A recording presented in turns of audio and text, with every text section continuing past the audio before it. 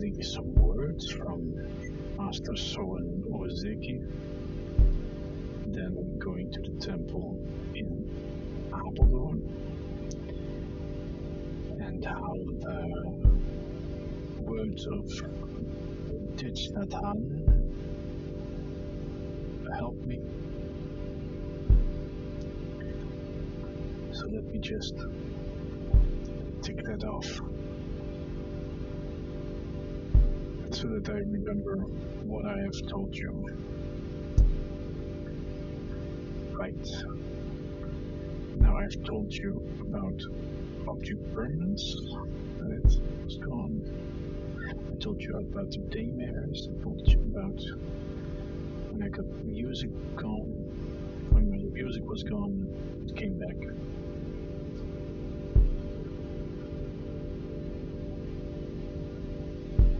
And I think I told you a little bit about the need to meditate.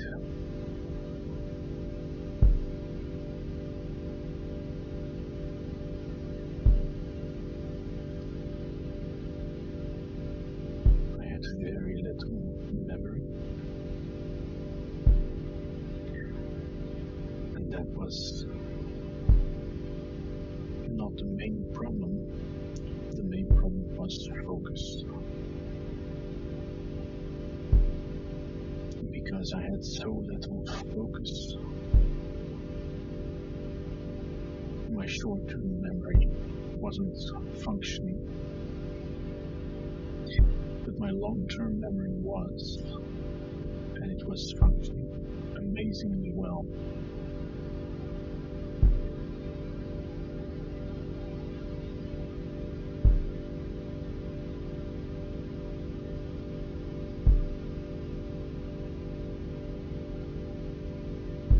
And I was laughing all the time because reality didn't feel real to me.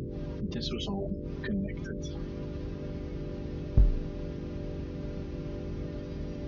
Mostly the sync had gone, so I would see things, and after I see things, objects would appear in there. And when sound would arrive, it wouldn't arrive in sync with the image.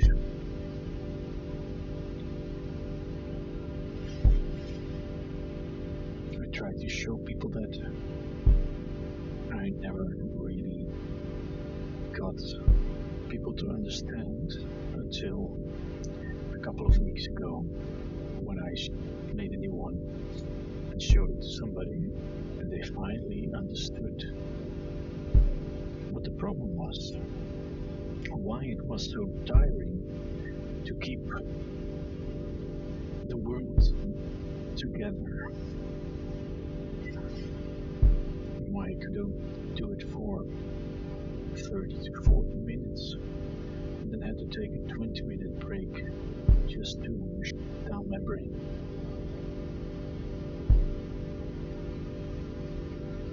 If I didn't do it, eventually what happened was, first, the world would stop making sense. So no objects, no memories, no short term.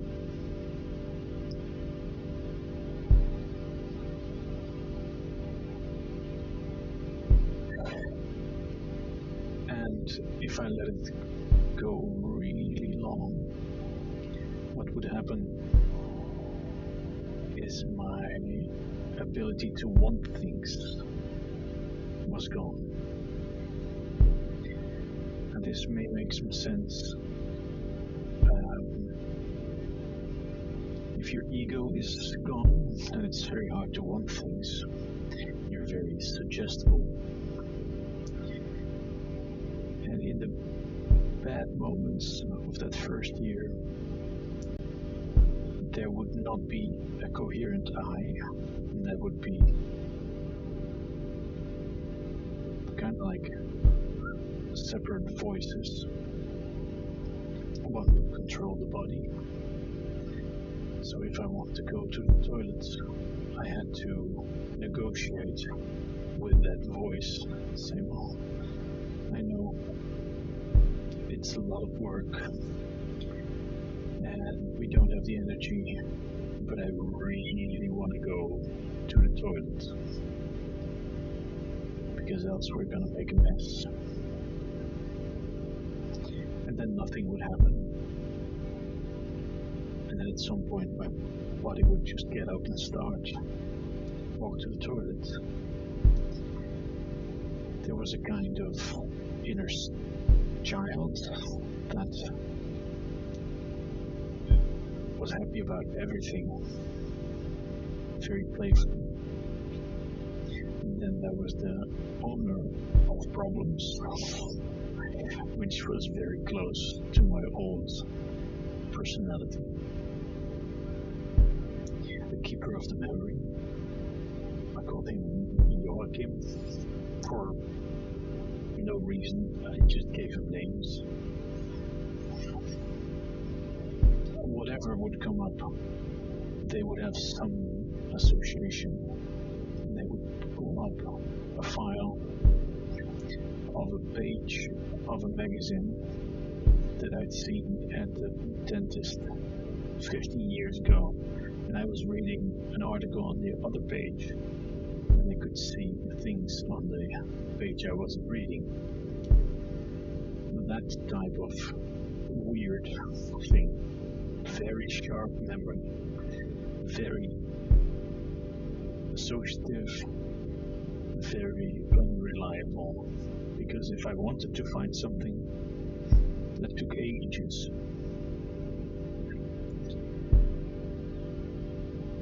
There was the voice that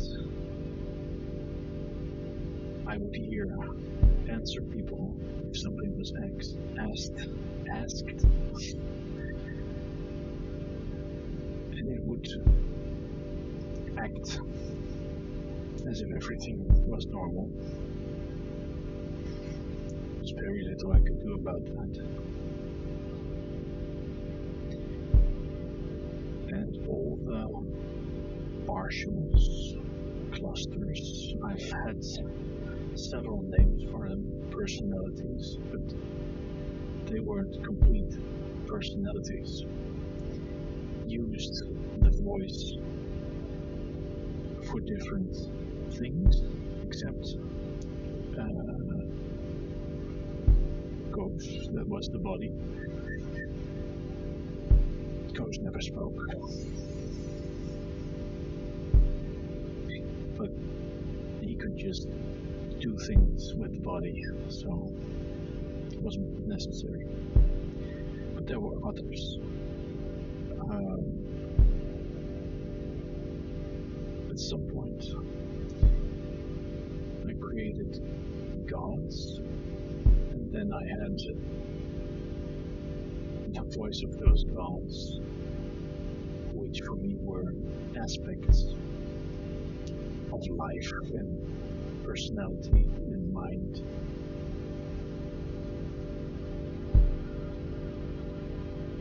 And they would speak in their own concept or voice. Maybe a bit weird to talk about that.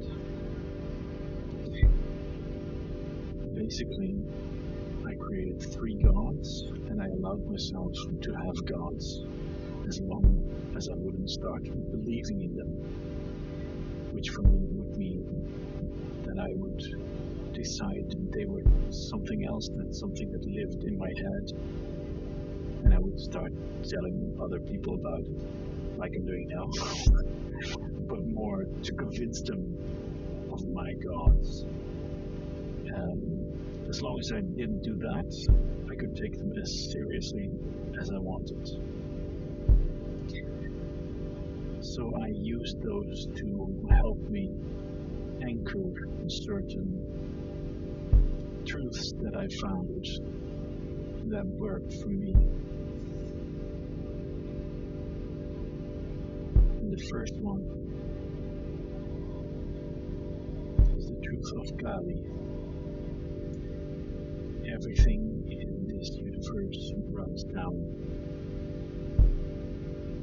And because this is true, there is a force against this falling apart, which is the renewal. If there weren't this balance, there would be no universe. But Kali is the principle of destruction, death. Sort of strange god to pray to.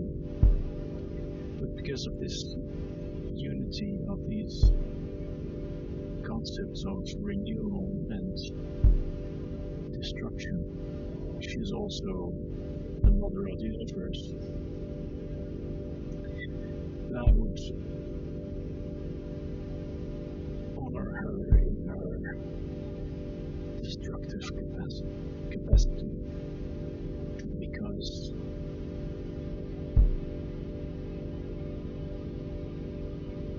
it would help me to not take the whole personality so seriously, because I had experienced how in 15 seconds the whole personality was gone. And in my head, that was Kali. So first, I would pray to that. And then I would pray to Ganesha. Still do this, by the way, sometimes, but not every day. At that point, I would do it every day. Now, Ganesha, also a Hindu god, is the elephant-headed god. And Kali is the bad part of the mother of Ganesha. So Parvati, I probably mispronounce it, but the goddess of everything that is good and beautiful, and growth and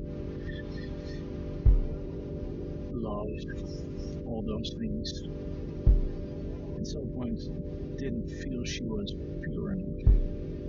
She went to the woods and she sweated out everything in her that was still bad at and destroying everything that became Kali. So I started with the bad part of Parvati, and then Ganesha, which is the child of Parvati, and Shiva, but Shiva in the destructive aspect. So kind of the same as Kali, the destruction of the universe and love and beauty and everything. So quite opposite gods got a child together, which was Ganesha. When he was born, he did not have an elephant head. There's a story where Parvati was bathing and Shiva had gone on one of his conquests for years. And Ganesha was born and grew up without his father.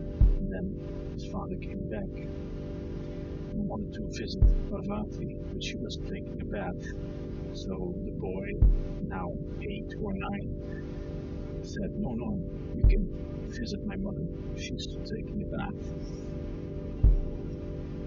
And Shiva was a hothead, the god of destruction. So he chopped off the boy's head.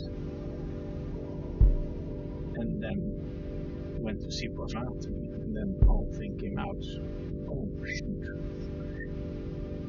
I made a boo-boo. So he fixed it by going into the jungle and killing the first elephant, the first animal that he saw, which was an elephant.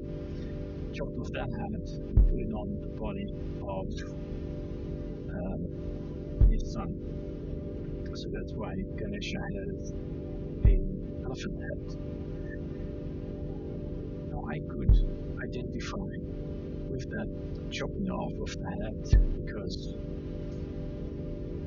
in one go everything that my head could do was gone. And I was left with very basic animalistic possibilities and speech, but I couldn't do things like walk around what most animals could. So it kind of feels right to say that my head was chopped off and I got a new head, which is also correct for me.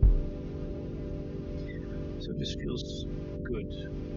Ganesha is the one that, for me, joins opposites. Shiva and Parvati are opposites when they have it. So Ganesha is the reminder that this world is not real. That we make this world by fitting it to opposites on spectrum. Is it light? Is it dark? Is it heavy? Is it light? Is it warm? Is it cold? We have so many opposites in our head, 70, 50, 100. The basic opposites we can kind of estimate. And every sensation gets a place on those spectra. And this creates events and objects, relations. And this is the world we live in. So this was my reminder that even if it seemed very real at that point, that would be something to be grateful for. Because that meant that my brain was working right.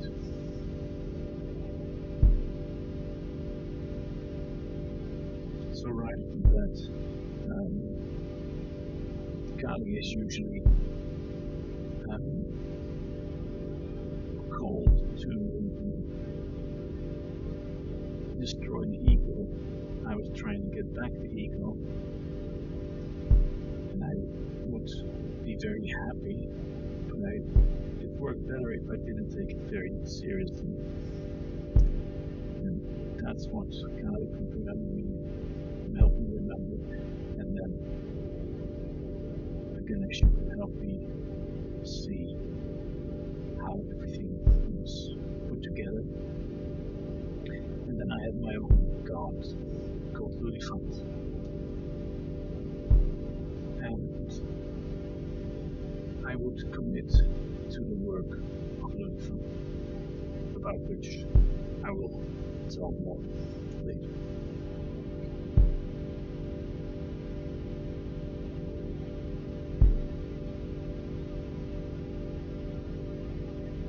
Well, that was my gods. I told you about my gods, how they worked. So I would meditate every day and then call upon those gods in the mantra. And that coincided with me learning Zen meditation, where there is a consciousness, just not committing to the reality that you witness, and allowing everything that comes up to come. Okay. That was that. Another 20 minutes of story.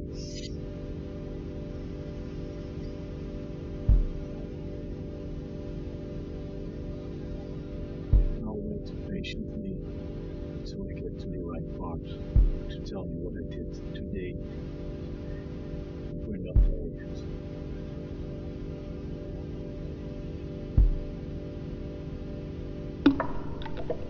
I thank you for joining in.